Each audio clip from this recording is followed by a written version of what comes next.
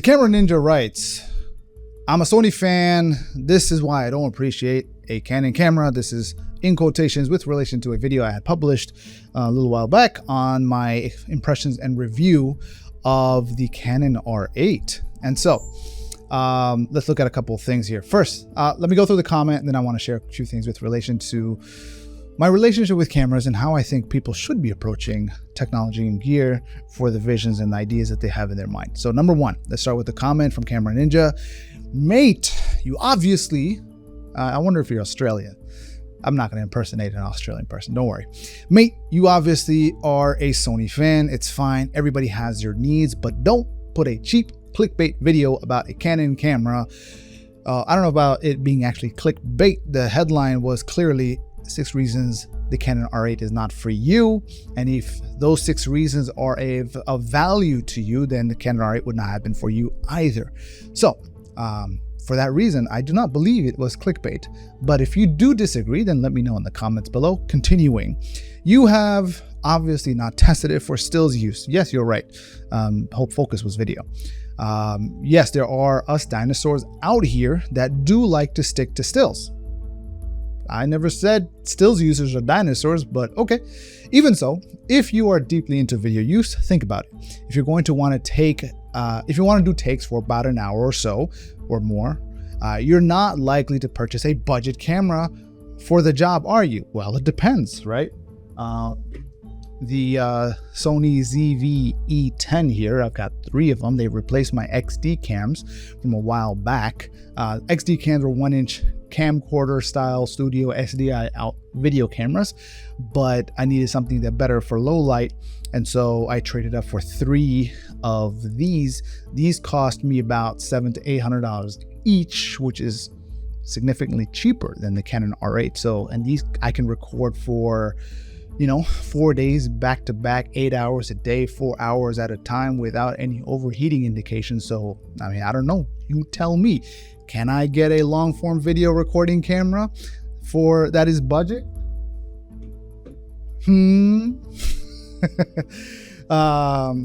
You're more likely to look for a R6 or an R5. I guess if I'm looking within the category of Canon specifically, then yes, you're right. Following this video or that video, I did follow it up with a rental of the Canon R6 Mark II for a wedding project that I was gonna record.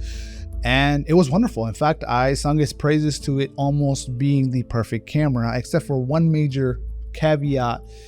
And even in that, I also mentioned it would be nice for it to not have a viewfinder if it was more FX3 style in terms of rangefinder style, like the Canon EOS M6 Mark II. And if it had gyro data stabilization like the Sony's and the Blackmagic's do, and if its digital enhanced IS wasn't all wonky where it tried to stabilize for a moving face as opposed to the overall image. But outside of that, yeah, I mean, I would have totally gone for that. And in fact, I would consider the as a follow-up to that with the S5 Mark II or 2X, or even an R5C for the future, but that's a discussion for another time. You're probably going to use batteries that aren't several years old. Yeah, I mean, I was using batteries to my convenience that I had for the EOS M6 Mark II. Anybody who is wondering with relation to batteries over time with regular use, their performance and battery life essentially will decrease. Even on something like a cell phone, Apple was known for throttling their phones or with updates as a means of preserving battery life. But when people caught on to that, Apple gave the people the option to either prioritize battery life or phone performance, but you can't do both. That's just the nature of how battery life is and works.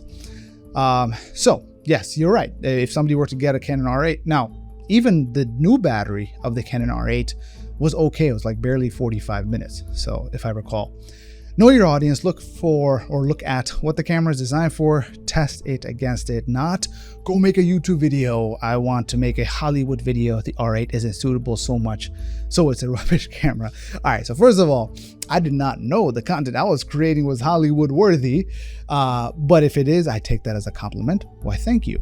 But anyway, on a serious note, so the thing is, I'm looking at the Canon R8 as something that would replace my EOS M6 Mark II for what I was using it for before I relegated it to doing video content like this because of all of the limitations that it has. But it's a great camera for what it does. It performs, gives me good image quality.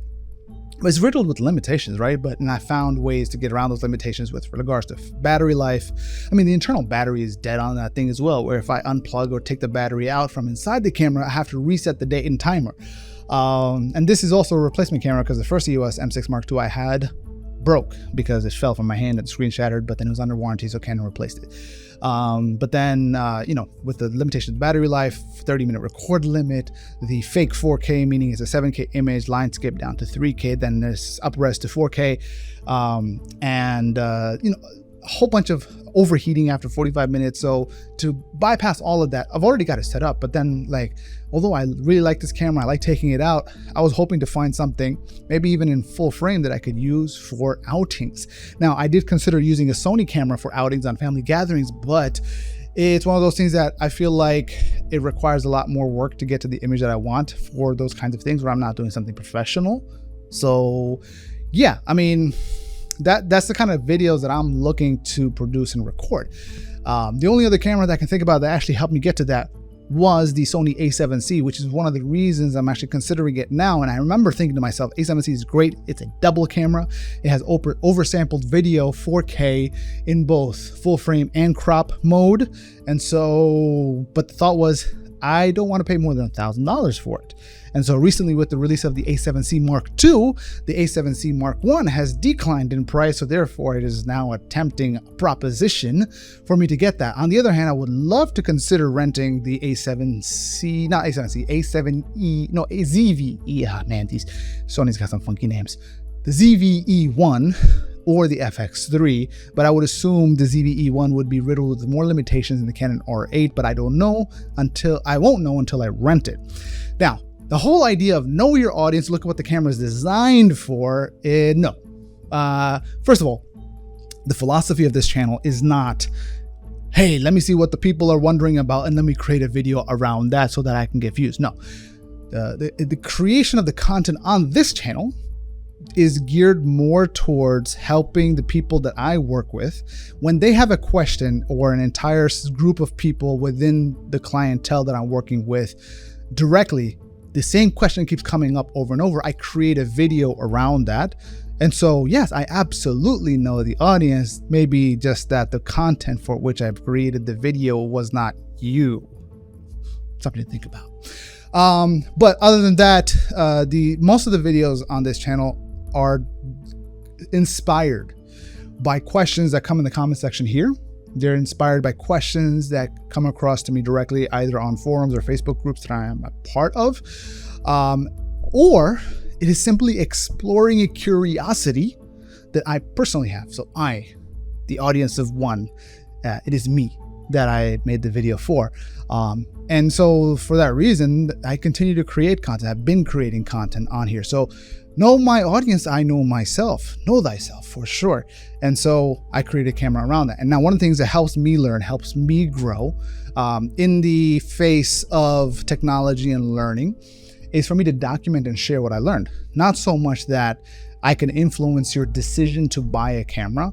No, it is more so that I can influence me to decide not to maybe buy the camera, if that makes sense. So, and essentially whenever I rent gear, I use it. And if it does absolutely fit within the scope of what I want to do, and a clear example of that is this lens right here, for example. This is the Tokina 14 to 20 millimeter f2 lens. I rented this lens and it almost fit everything that I wanted to do. It was a beautiful lens, so I bought it off of the rental house, i.e. lensrentals.com. Similarly, that experience with renting the gear also tells me, hey, this is not something for you to buy. Or maybe it's not something for you to buy right now. Maybe later when it is at a more attractive price. So for example, the Canon R8. That's a camera that would make sense if it was under $1,000 for me. Even with the Sony A7C, I was like, I don't want to pay more than $1,000 for an entry-level full-frame camera. That's just for me personally. I feel like a lot of people might agree with that idea, right? Should you be paying more than $1,000 for an entry-level full-frame camera? I genuinely believe that. And so the A7C felt like an entry-level full-frame camera. The Canon R8 feels like an entry-level full-frame camera, especially in the scope of video. So I don't want to pay more than $1,000 for it. If the Canon R8 were to fall below $1,000, then maybe I would consider that. So just some food for thought. Now, before I move on, now I never said that the Canon R8 was a rubbish camera, right? It just didn't fit the needs and the use case for which I intended. Hope that makes sense. So having said that, one of the things that I want to kind of share is that, at least for me in my case, whenever I deal with gear, I see gear usually fitting within two categories. So this is more like our relationship with people in the workspace, right? When you hire somebody, right, you're not necessarily looking to be their friend. What you're looking for is competency, for them to be able to do what you've hired them to do, what they claim that they can do. And so Sony, for the most part, has been like that. It's been like that for me since the beginning, right? Sony's been like that since I had the XD cans with the SDI outputs for seminar long-form recording. But then the moment that it ceased being a good fit for the kind of work that we were evolving into, which was a particular aesthetic and a different environment that required better low light, and the XD cam 1-inch sensors were not suitable for that anymore. For that reason, that's why I got the ZVE 10s, because they were a larger sensor, albeit it is a crop sensor, APS-C size sensor. It is still significantly bigger than a 1-inch sensor. And so for that reason, fired those cameras and hired these ones, essentially. And in the moment where these cameras cease being of value and use for that purpose, they too will be fired, and I will replace them and hire out different cameras, if that makes sense. And so that's one type of relationship. The other type of relationship has to do with your personal friends and family. Right now, generally you don't get to choose family, but I would equate cameras more like that of friends. So you might have known some, like for example, this guy right here, the Canon EOS M. This is the original Canon EOS M. Bought this back in 2013. I've had this thing for over 10 years, and you can see it's all rigged up. It's got like a 3D focusing sensor, so I can get autofocus on the videos. I've got a battery pack because battery life for it just normally sucks. It's got nice grip because the script sucks. Got a full-size HDMI out because the mini HDMI sucks. But this camera, I feel like, is a close friend, right? I have so many fond memories. I've taken this camera to more places around the globe than I have any other camera that I can recall. And so for that reason, now granted that there might be spells of time, extended periods of time where I don't use that camera, but I know that camera's going to be there for when I want to connect with it. Recently, I made a new friend. I made a camera, which is the Canon 5D Mark III. I bought this thing for $600. Now, this is basically full frame, raw capabilities camera. It's also a beautiful stills camera, right? But you can see it's been rigged up with follow focus, 3D for second angle plus gyro data stabilization. This is not, I'm not using it for work, and I cannot use it for the work case.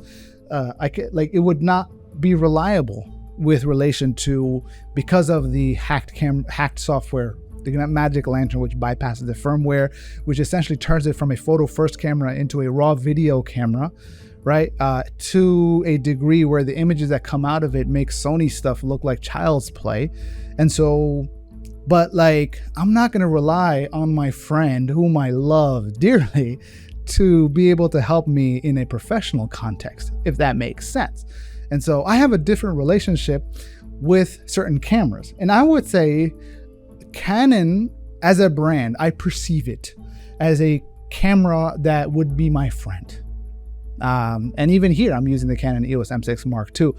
I have a lot of great memories with that. A lot of the photos I took of family and my kid from the point of being born. I had a 1-inch G7X Mark III. I had it for 6 months.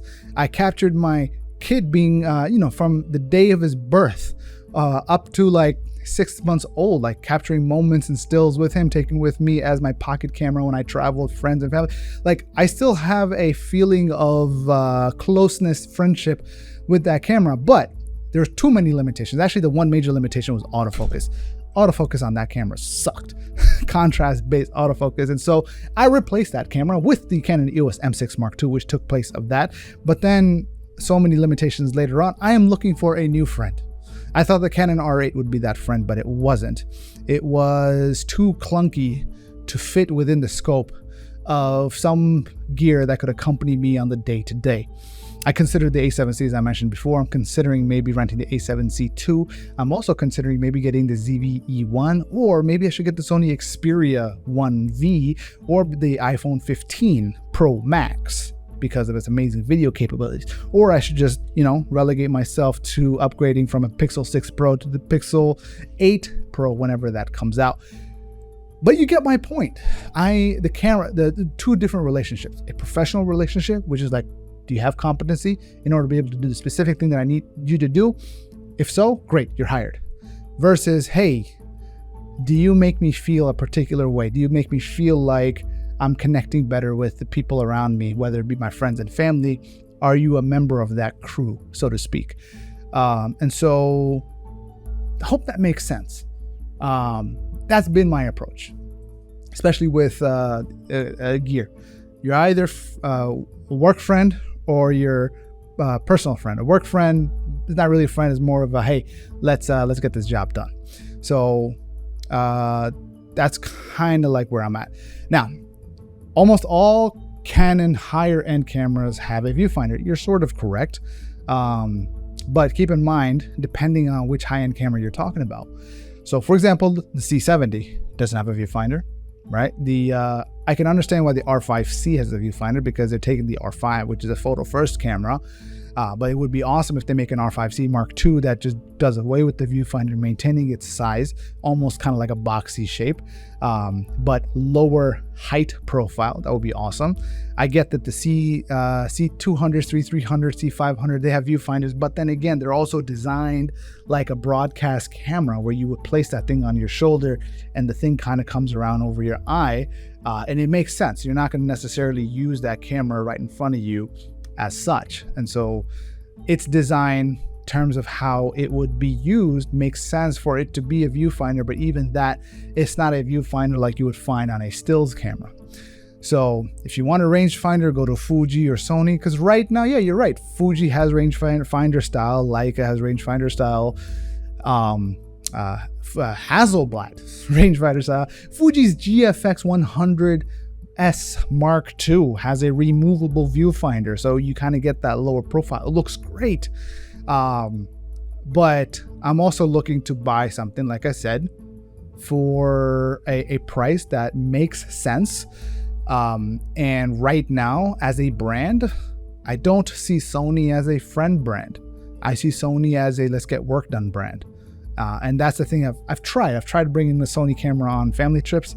The only camera, well, I have limited use with Sony cameras. I've had the ZV-E10 for photos. I don't like it. For videos, it's fine. It's one of those things where when I'm shooting the video, it feels like work because I have so much time. And so I'm conditioned to use the Sony menu and everything in a work setting. So when I'm using it in a family setting, it's just like, okay, I'm not at work, so let's try to look at this as something that's friend and family based, but then it's just kind of getting around that. I guess it's more conditioning. And so I guess the only other way would be is if I were to get a newer Sony camera that has a different menu system, and so therefore the association of it being work versus fun would be a little bit different. I don't know. So if you want a mini high-end camera with great autofocus, great for making short films, the R8 might be for you, not finding superfluous reasons why it's a dodgy camera. Oh yes, as for portable, I know what you mean. And then adding cages and handles and arrays just makes it, really heavy. So that's the thing. I think it just comes down to, I guess you start with the philosophy and the reason as to behind what is it that you're trying to do, right? Will the tool help me do that? Now, is the tool a work tool or is it a fun tool? It's funny because the EOS M and the 5D Mark III, they're both fun tools. I would never bring them to work because or use them for work, except that I am shooting something that requires the extra, jumping through hoops to be able to achieve that amazing image. There is an alternative, Panasonic GH5, right? We've got that. We've got the G85. I don't have a number on there. And then there's also the GH4. These are kind of like, I've used them in both. They're reliable for work stuff. The one thing that I wish that these cameras had, and I feel like they're going to revive, I'm going to be reviving them, is through the PD Movie LiDAR, PD Movie 3 LiDAR Smart Autofocus. So it's basically the this guy right here. This here is the 3D focusing system from DJI. It's been a bit cumbersome to set up, especially with the Axisoon focusing module. What PD Movie has done is that they come out with a piece of gear that has that kind of autofocusing capability. And so now I can take almost any camera with interchangeable lenses, regardless of what the brand is, and get potentially reliable autofocus from that. But I don't know, that's something to check out. I think it just comes down to this, right? It's the content on this channel. And this is, and I'm making this video not so much as a response. This is, again, for me, my seemingly ADHD antics is that it helps me to think out loud, right? Get my thoughts formulated. This is actually take 3 of kind of getting my, articulating the thoughts that I've had, because I've been thinking about it. And I appreciate the comment that you've given me, because on one hand, there's a lot of things that kind of comes about, right? Among them is the idea of like, if somebody's a Sony fanboy, I mean, I appreciate, I admire Sony. I do. They've, as a marketing professional, somebody who, pays their rent through marketing work, I aspire to the kind of culture and cult that Sony has built around its brand. Now, I'm not a part of that cult. As you can see, I have as many of each brand in front of me. Canon 1, I got Canon 5D Mark III, Canon EOS M. So 3 Canon cameras. I got a GH5, GH4, G85. That's 3 Panasonic cameras. I got a ZVE 1x3. And I have one of my work colleagues' Canon M50 in the garage, which needs to be sold. Still sitting on that. So, I mean, I've got more Canon cameras. I got Sony cameras. So if anything, you can call me a Canon fanboy. But with relation to the kind of work that I'm seeking to do, or the kind of things that I'm trying to capture, just on a professional level, I guess I'm looking for something that I can try, that I can move, between personal and professional across the board. And I don't know what camera that is, and maybe that's just continuing the search. Maybe it'll be maybe it's not going to be one camera, because I got 3 cameras on the horizon that I'm going to be looking at. I got the ZVE1, not the ZVE1, ZV1, the pocket one, right? Or the ZV1 Mark II, maybe. But I'm more inclined towards the ZV1. The 18mm on the wide end doesn't really seem all that attractive to me. There's also the Sony RX0 Mark II, the little action camera, but with the ribcage mod where you can put micro four thirds lenses on it. Add on to that a speed booster or a 6mm f2 from Laowa, and you got yourself a little mini beast with gyro data stabilization. There's also from Blackmagic the Micro Cinema Camera Gen 2 Mark II, if it has gyro data stabilization built into it. It's micro four thirds, yes, but if it's got gyro data stabilization, which if the GH5, and this is also going to be stepping in for the R6 Mark II, because they're about the same size.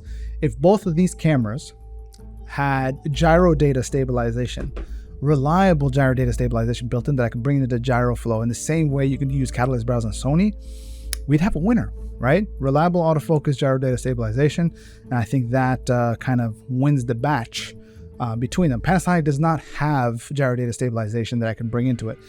Neither does Canon. Sony does. Now, Canon and Sony both have reliable autofocus. Panasonic is just getting there. And so it's just a question of and I have a lot of great Canon lenses, albeit most of them are manual lenses, FD class. But I'm also trying to build out my Sigma set that I can interchange between all of my camera mounts. So it's a challenge, right? Now, these are limitations that the tech has, and I have a particular image or vision in my mind that I would like to be able to do, be low key. I don't know, maybe the A7C Mark II is that too. So anyway, let me know your thoughts in the comments below. If you found this of value, I know I kind of ranted for a little bit, but I had a couple of thoughts I wanted to share. Hope you found that of value. I'll see you soon.